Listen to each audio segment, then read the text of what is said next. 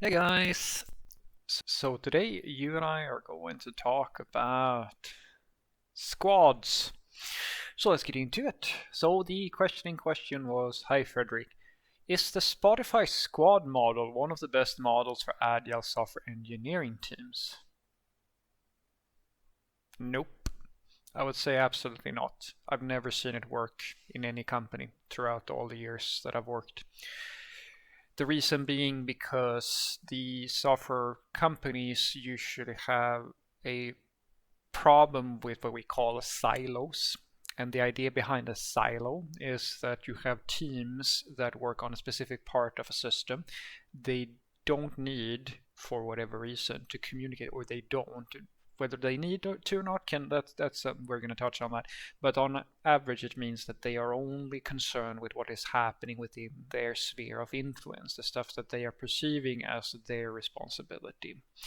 And the squad models and every single cross team model I've ever seen always ends up with the same basic structure, and that is that you might have teams that are connected to a project, but they only communicate with other teams based on necessity rather than incentive. And no ownership model I have ever seen, apart from one, which is the one that I usually advocate, has worked consistently over time. It always ends with the same thing, with this like it's always a silo, always. And the only time that it is not a silo is when there's two silos, where there is communication between those two silos because of the thing that usually dictates who you talk to, and that is, do you need them? Yes or no? Do they need you? Yes or no? Anything else is always fails every single time. I even go as far as to say that I've lost count now how many times I have seen attempts of creating a standardized UI library, like your reusable components or things like that, anything that has to do with cross-team collaboration that is not directly enforced at the management level, always fails. Every single time. For the reasons that I like to mention, which is number one, people don't care about anything they don't have to care about. Number two, people don't want to take time and do things that they don't see a clear value of, or like where they're not in any way really incentivized to interact with it, because it's just easy for them to do the thing that they would do them by themselves. So a classic one is, if you've ever heard this, like front-end developers, tell me how many times have your designers skipped the standard UI library components and just made their own thing? I'm willing to bet that most of you are kind of accustomed to that. Quite a lot of designers, they don't actually use any frameworks or anything like that. They try to, but usually it's easy for the designers to just design stuff from scratch. Software developer works the same way. You try to create a generic function, a generic reusable component or something like that, then you realize that it's used in one place exactly, and people just redo the same thing you've done 100 times over, because for them it's easier to just recreate the thing, or in some cases they're not aware of that thing that you have made, than it is for them to learn your thing. You can think about it a little bit like, honestly, you see the same.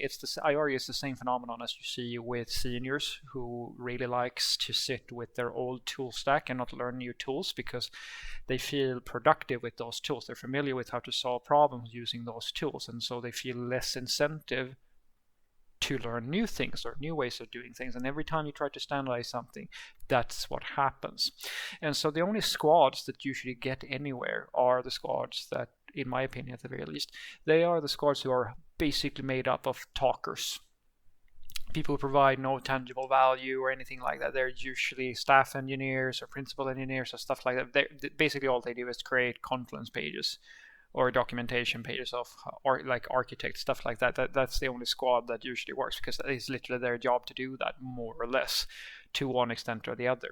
So I don't believe in the Spotify squad model whatsoever. I think it's one of those things that came to be in the same sort of way that it's conceptually something that will work. Same thing as Scrum, same thing as the open landscape and stuff like that. These are just trend things that people are trying out with varying degrees of success.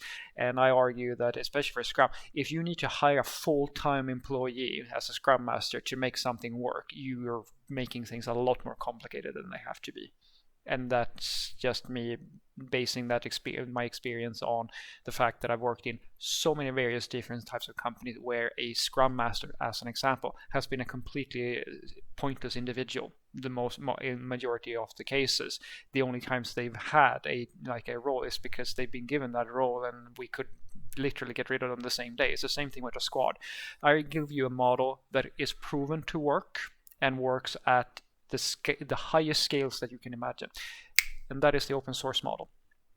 The open source model is the best model that I know of even for internal work. It's this thing that I try to pitch to all of the management and teams that I work with and so forth in companies, where the basic idea, like the basic structure of the open source model, is that you have a core owner or like a contributor of some type of whatever it might be, and that's the key. I usually make a analogy to, you have to design your squads around a point of value.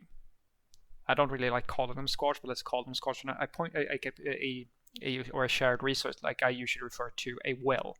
So when you create a town, the first thing you have to have is water.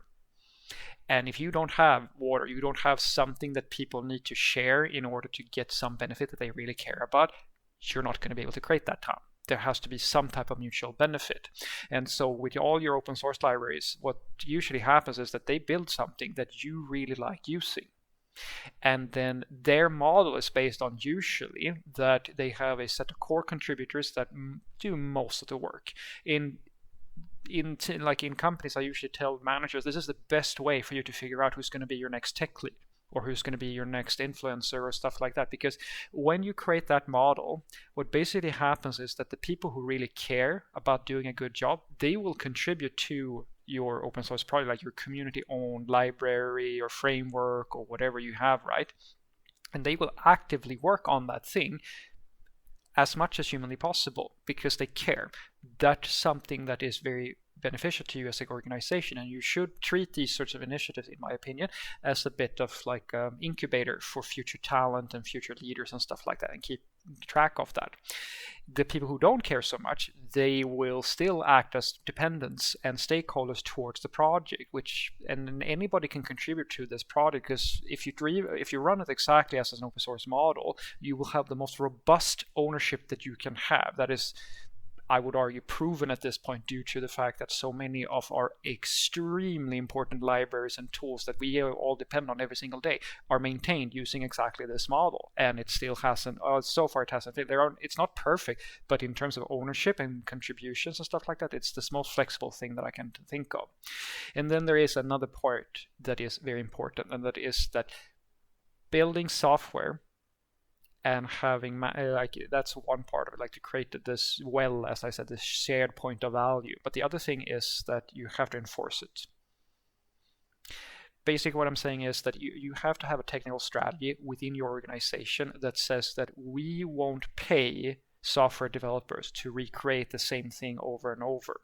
And the expectation is that this project, that is a community thing, should be developed so well that nobody feels the need to recreate something over and over again. And that's the biggest criticism I can give to most developers.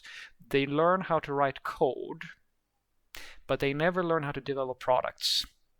And that is something that the open source developers are really good at. They create libraries and frameworks and stuff like that you want to consume. Like, you go and learn their tools because it's easier to learn their tool than it is to do it by yourself.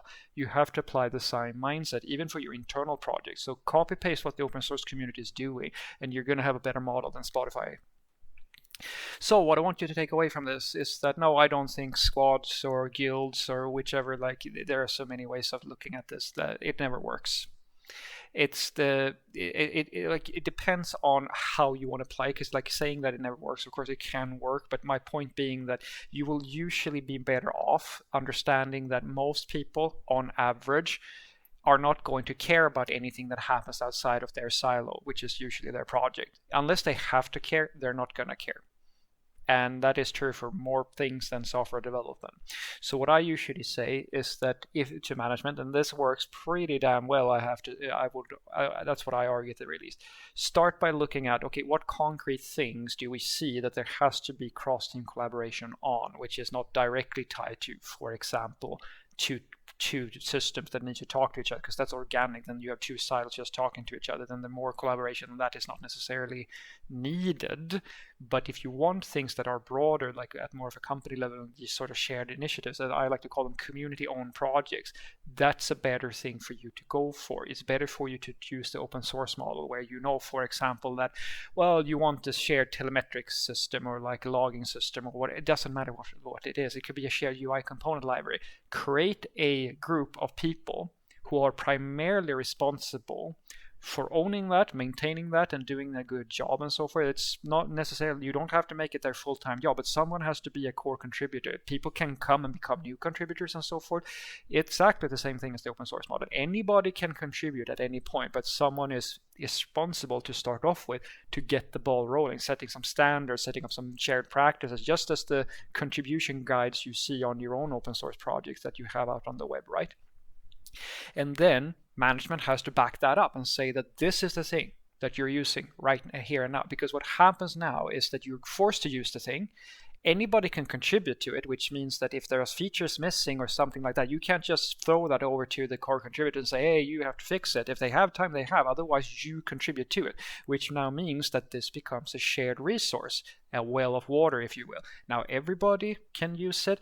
Everybody has to contribute to the maintenance and like health of it, because everybody depends on it.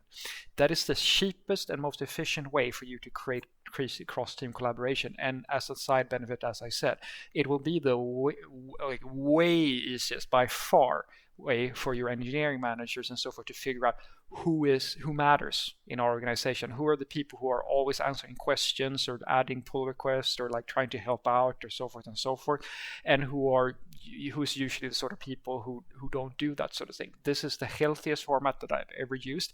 It has so far worked in every organization I've used it, and considering that it's basically the backbone of the open source industry, open source world, I would say that it's a pretty good pattern. Have a great day.